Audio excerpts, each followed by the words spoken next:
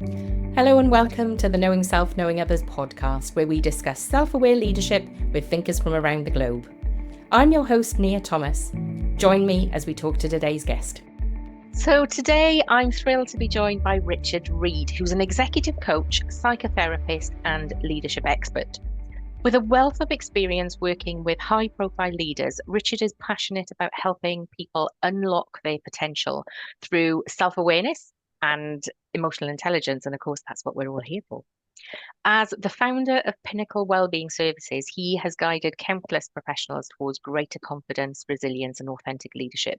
In this episode, we're going to explore the role of self-awareness in leadership, success, and uncover practical strategies to enhance it, which is exactly what we're all about. So, Richard, a very big welcome to the show. Brilliant. Thank you for having me. Really good to be here. So tell us about your journey into leadership coaching and how did self-awareness become central to your work? Yeah. So it's a bit of a circuitous route, to be honest. I used to work as a business consultant in IT and hated it. In fact, the only bit of it I really enjoyed was being the interface between the techies and the normal users. And I took a year out to go traveling. When I was traveling, I ended up, as strange as it sounds, sharing a tent with a psychiatrist from Wales who was traveling because he just got divorced. And we were exchanging stories. He said, well, what are you doing here? I said, well, I took a bit of time out. I want to decide what I want to do with the rest of my life. He said, have you ever thought about being a psychotherapist? He told me a little bit about it. And when I got back from Argentina, I looked it up, started doing some courses, and it really sort of snowballed from there. It got to the point where actually I made that transition to being a therapist. And the area of London that I was working in is Mayfair, and there's lots of businesses around there. So a lot of the people that I was seeing were leaders, were owners of businesses, and they started seeing the value in what I was doing with them. And so, well, why don't you come and do some work with some of our people or run some training for us? So that's how I sort of evolved into being a coach as well. And what I've found over the years is that a lot of those sort of psychological principles that I use within the therapy world are readily transferable to any kind of walk of life. You might use a slightly different spin on it or different language, but essentially it's working with the same sorts of skills. And for me, going back to the point you made around self-awareness, I think any kind of change needs to start with self-awareness, because actually if you don't have the capacity to register what's going on internally for you and what's going on for the people around you, you're not going to know how to use those skills in a skillful way. Most definitely. And I can't agree more. When you say high profile leaders, who or what sort of roles, who exactly do you mean? So a variety of people. So it's a really interesting part of London where I sort of cut my teeth. So you've got high profile CEOs, you've got entrepreneurs. I've even dealt with a few people from very famous families that most people will know, including some royalty as well, European royalty. So it's varied enormously, lots of different walks of life. But again, I found that those sort of core skills have served me really well in any kind of environment, really. So if people want to meet the rich and famous, you definitely need to go to Mayfair. When you talk about self-awareness, what does it mean for you? How do you define it? Well, I think first and foremost, in fact, everything that I do starts with registering what's going on inside of you. If you don't know what's going on inside of you, you don't know what you're giving out, and you have very little ability to actively control and influence that. And a lot of people, one of the things that I do is I deal with charisma, and we'll no doubt come on to that a little bit later, I'm sure. But a lot of people think that's all about external skills. That's actually the latter part of it. The first part is having the spare capacity to register what's happening for you and to think about what other people need from you. And a lot of the time we don't, because we're not aware of what's happening for us. We don't have the ability to know when to apply skills. If we have the skills, then what that means is that we're often operating in autopilot. We're driven by our instincts and our impulses, and sometimes that works in our favor and sometimes it backfires. So being self-aware, it gives you that little bit of distance from what might be going on for you, what the prevailing emotions, thoughts might be, to make considered choices. And this is really, really important for all kinds of things. What works in one situation won't necessarily work with something else, because people are different, situations are different. So you've got to have that little bit of nuance and agility, really. You mentioned the term spare capacity, and I think I know what you mean. but tell me what you mean, just in case I've heard it wrong or I've interpreted it wrong. Sure. So for me, I always use the analogy of the bucket. You imagine all the things that are going on for you, all the influences that have a bearing on you. They start to fill your bucket. And if your bucket's full or overspilling, then you are no longer in control. You can't make informed choices about what you need to do. And you're going to be so absorbed by your own thoughts and emotions that you can have very little consideration or ability to think about what other people might need from you in that environment. So creating space internally, so to speak, gives you that flexibility to think about how do I want to be and what do other people need from me right now. So it really sort of helps in terms of building connections with people as much as anything else. It's connecting with people rather than objectifying them. If we think about those people who are in those really senior roles, they are dealing with crisis situation or they're dealing with stress on possibly a daily basis. How do they give themselves that space, that thinking space, that space to respond rather than react? Yeah, it's tricky because when you've got lots going on, inevitably you're going to be more fired up. You're going to have less opportunity to think about what's going on for you and what other people need. So you've got to create that space. And ideally, what I say to people is, if you can, just have a little bit of time at the start of your day to set your intention for the day, to think about what you've got coming up and how you're going to manage that. And I realize that's not always practical for people. And people will say, well, look, I can't take time out. That feels like a pressure in itself.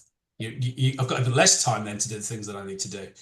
So one of the areas that I often look at with people is transitions. And by transitions, what I mean is what do you do when you're going from one task or situation to another? And I think this is even more important now than ever before, because a lot of what we're doing is online, it's virtual.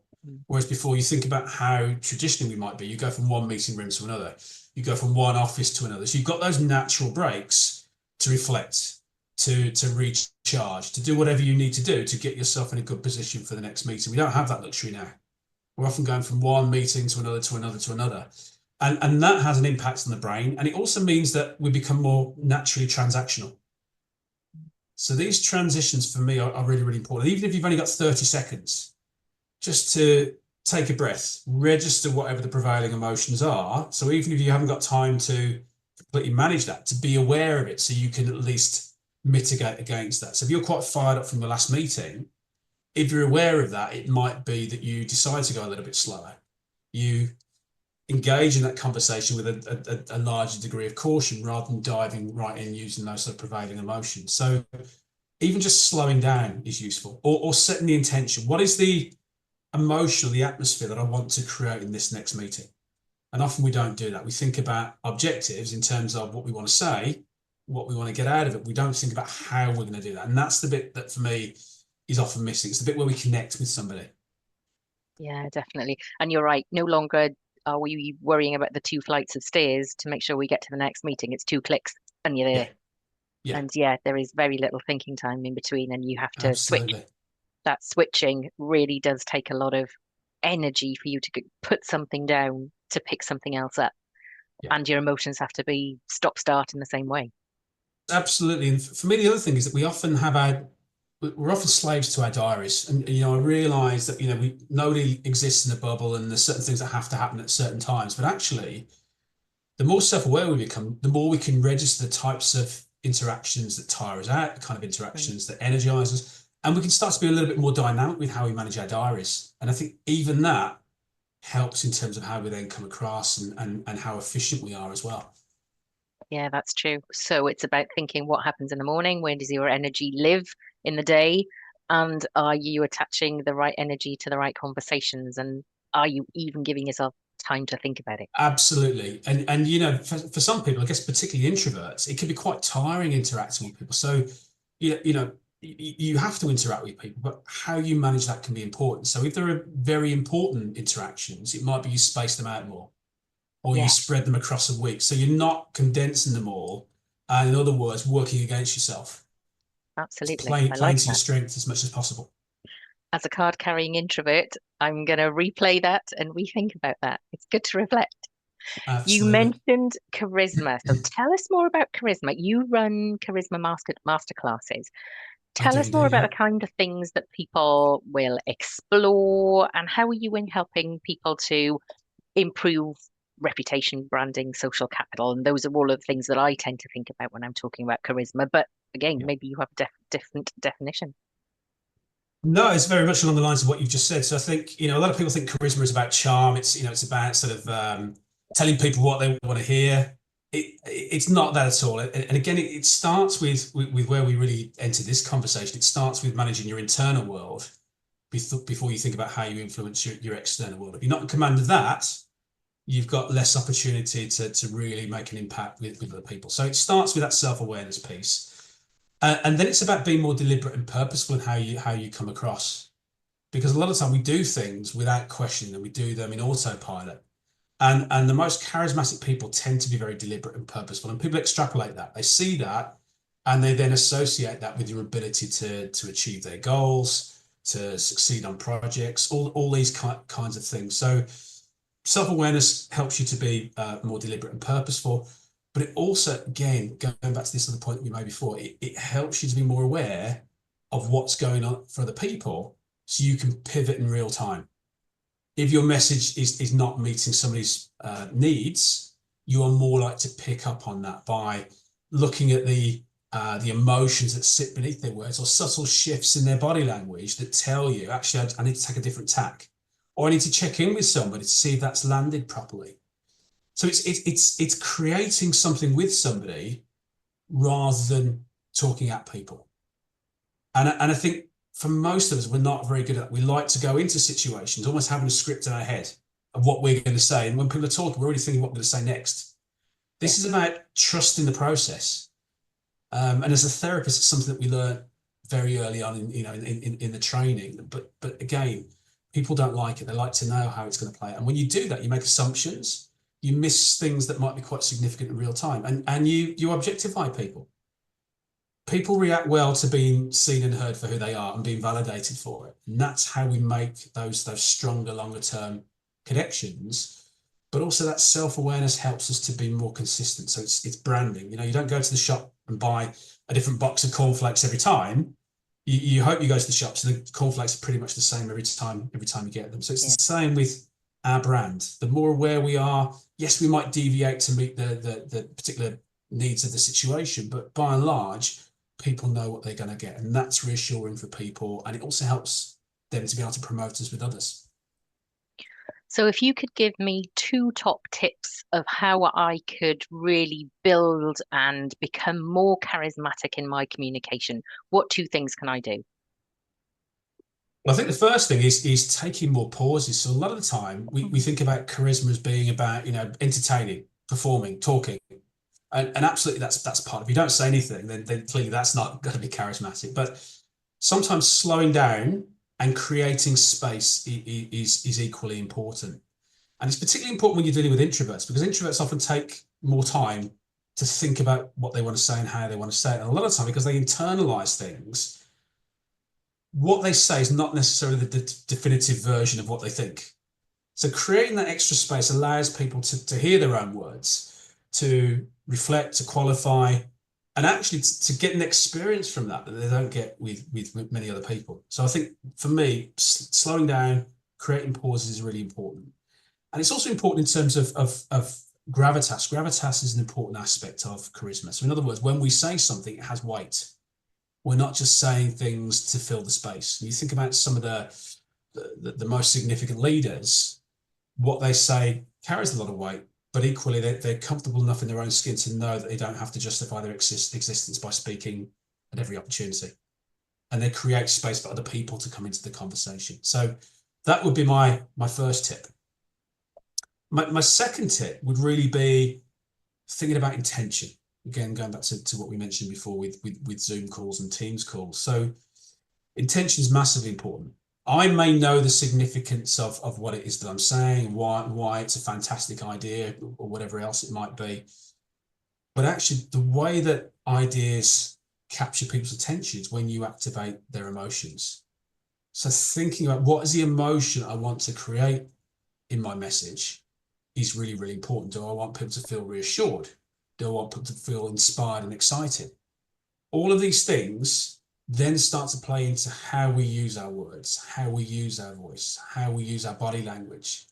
So in other words, we're adapting to suit the situation rather than doing the things that we do instinctively, which may or may not accentuate our message. They may actually dilute the message. So setting your intention is really, really important. I think that's really interesting. And as you're talking, I'm thinking I will often go into a situation and I'll be thinking about what I'm going to say, but I very rarely think about how I want people to feel. I know what I want people to know at the end of it, but do I ever stop and think I want people to be excited or reassured or feel a sense of trust in the process? I probably don't articulate it to myself or to anybody else. Yeah, and most of us don't. Again, particularly when we're operating at speed and we're going from one interaction to another, we don't think about it. But certainly the content of what you say is really, really important. But I think we often get quite lazy and think that's enough. So this is sort of the more advanced part of what we would teach in the Charisma Masterclass is the body language, the voice, the sentence structure, where you put the emphasis. So that it's almost sort of saying to people, this is the bit you need to listen to. This is how you need to feel when you hear what I'm saying. I'm really interested in the connection between self-awareness and the choices that we make about behavior. So really, at the very beginning, you talked about our self-reflection, and then we have an impact on others, which then allows us to make choices about how we behave. And that really does fit with my three-layer definition of self-awareness. When it comes to branding, reputation, how do we really manage those choices? How do we think about our connections between ourselves and the choices we are making and the behavior that then comes next? Interesting question. I think a lot of the time we don't, because we're so busy. And I think what I often encourage people to do is think about who are you when you're at your best, and to use that as a basis. And sometimes people really struggle with that concept, or they've got a vague notion, but it doesn't come into their everyday conscious thought. So setting that as a underpinning for everything is really, really important. And one of the things that I also encourage people to do, and a lot of people sort of balk at the idea, is ask other people. Ask people for constructive feedback. Who are you when you're at your best? What are your vulnerabilities that come out maybe when you're under pressure? And the more that we're aware of that, again, it gives us a really strong basis to think about the areas we need to work on, but also the areas that we need to double down on. And I think for most of us, we're really good at pointing out our vulnerabilities and our weaknesses. We tend to take what we're good at for granted. And if we recognize that and we get that feedback from other people, then we're more likely to appreciate it, we're more likely to safeguard it, we're more likely to nurture it. Yeah, so definitely. For me, self-reflection and feedback are really, really important. And that's an ongoing process, because with anything, but particularly something like charisma, it's always a work in motion. We've always got the positives and the negatives, and if you get too complacent with it, you slip back into old unwanted behavior. So that ongoing feedback is really, really important, and that then allows you to think about, where am I, what do I want to build on, but also where are the gaps. If this is who I aspire to be, how am I going to bridge that gap? And is that gap realistic? Am I trying to be somebody that I'm not? And it's quite interesting that actually one of the things that makes people most charismatic is their uniqueness. It's not about a one size fits all. And often we think it's about being the loudest person in the room, the most entertaining person. It can be, but it doesn't have to be. Some of this is about celebrating your uniqueness and getting comfortable with that. And the more comfortable you get with it, the more you bring that into your everyday experience, the more hopefully the validation that that's okay. Or even better, that that's fantastic. So you can be quirky, and that can be charismatic. But for most of us, we hide in the crowd. We only show people the parts of ourselves that we think are socially acceptable. We all have to adapt. But there are so many parts of ourselves that we hide away. I can't possibly tell people that, or I can't show people that side of me. But when we do that, we grow. We come into the light, and we become more memorable. I'm so glad you used the word quirky. I will always remember the job that I did the longest. When I left that role, two people, totally unrelated, referred to me as quirky. And I was quite shocked at the time. But since then, I've thought, do you know what? I'm going to lean into my quirkiness, and I'm okay with it. Yeah, yeah. Would you rather that than be vanilla? Oh, definitely. Quirky all day. Yes. Yeah, yeah. You've written a white paper called Embracing Dislike. And I was when I read that, I was really interested. When I did my master's, I focused on likability and leadership. So Mm. tell us more about this idea about how you can, I guess, cope with and capitalize on being disliked. Yeah, I mean, it's not something that comes naturally to most people. You know, we're social animals. We want to fit in. We want to be liked, and certainly the research shows that agreeability goes a long way in life. But it also runs the risk of meaning that you blend into the background, and your boundaries get crossed on a frequent basis. So you get compromised, and what's important to you gets compromised. So it's really striking that balance that yes, we want to get on with people, we want to create win-win situations, but sometimes charisma is about saying, well, this is who I am. This is who I am, and this is what I believe in. And even that, yes, if we can get people to like us when we do that, fantastic. But it makes you memorable. Going back to that idea of branding, people know what you stand for. And there are certainly, lots of public figures. We don't necessarily like them, but we respect them and we remember them. So it's striking that balance. And a lot of the time we compromise ourselves too much because we want to hide in the crowd. So it's having the courage to come out of that. And it's probably unrealistic to say that people are going to make that transition overnight, but it's doing it through small, incremental, repeated steps that desensitize yourself to the discomfort of that you actually learn from it. In a lot of cases, you think actually that there's a value to this. There's a value to me engaging in these alternative behaviors. But the only way you know that is to test those boundaries with small incremental steps. Yeah, it definitely takes courage to Mm, put yourself in a position where it's likely that some people are going to disagree with you or they're not going to like your decision, and yeah, that's hard. yeah, absolutely. But courage is important. People gravitate towards people who are courageous. That's true. A few weeks ago, I spoke to John Christie, and he's a retired firefighter paramedic who talks about stress, burnout, and Mm, PTSD. When he was talking about his situation, he talked about reflecting on it and how that reflection helped him grow and heal. Now, you mm. deliver critical incident stress debriefing. What does that mean? And what is different about that than any other kind of debriefing we might have led as a manager or a leader? Yeah, so for major incidents, so maybe there's been a natural disaster or a fire or a death or a robbery. It's those kind of things. And what you would generally do is get a team of people together who have been either directly or indirectly involved in that and get them to share various aspects of that experience. And the idea behind doing that is that if you do that within the first sort of 24 to 72 hours after a major event, it reduces the likelihood of people getting PTSD. Okay. And there are a number of reasons for that. So part of that process is about providing people with psychoeducation, normalizing some of the symptoms, getting people to share any of those symptoms they might have, and giving them sort of a roadmap if it is the case that they start to encounter any of those things. And in my experience, when people don't know where their symptoms are coming from, they often panic, and it adds an extra layer of anxiety to it. And in some cases, they kind of try and bury their head in the sand. Whereas if they know it's part of a normal process, they are more likely to come forward because it feels a little bit more normal. But the other reason for bringing everybody together in that context is because it allows people to fill in the gaps. People often struggle when they don't have a full understanding of what's going on. Maybe they were on the periphery of it, maybe they only saw one aspect of it. So it fills in some of those gaps. And it also creates a support network because everybody feels that they're connected. So that's the principle behind it. And it largely works well. I mean, there are a few caveats to that. And I think it's important to stress those. So I think one is that some people don't like group activities. Mhm. So, again, going back to introverts, a lot of introverts don't like to talk about what's going on. For a lot of people in general don't. And some of it will depend upon the strength of your relationships with your work colleagues to begin with. So it's not a be all and end all. I think it's an important step, but it's not necessarily a be all and end all. And equally, some people will be struggling and won't feel comfortable to acknowledge that. So it's also a way of actually observing how people interact in those situations to maybe think about who looks like they're struggling, who looks like they're reticent. And so rather than that process being the end point, it can often be the entry point for people getting more Yeah. focused individual attention.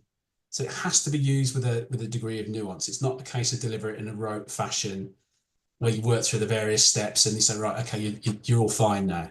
There will always be a few people that slip through, but it certainly helps to address a lot of the concerns that the majority of people will have. And a lot of people don't know anything about the symptoms of trauma. So even just explaining this is natural, this is like to pass within a few days, helps to people to feel a little bit more relaxed, not feel like what they experience is perhaps the tip of the iceberg. I'm reminded that we are 5 years on from the end of COVID, and often my colleagues and I will stop and say, "Do you remember that time?" And I can't remember a point where we stopped and reflected purposefully and purposely on COVID and what happened, what did we do, what was the situation, what didn't we do. What are your thoughts on how we are reflecting on that situation in terms of future PTSD or future situations and our ability to deal with crisis kind of situations? Mm-hmm. I think I would agree with what you're saying. I think there hasn't been that reflection. I think that as a society, there was just a lot of relief to be operating in a inverted commas a normal way again. So a lot of people threw themselves back into that. A lot of organisations immediately assumed that people would be okay to resume what they were doing before.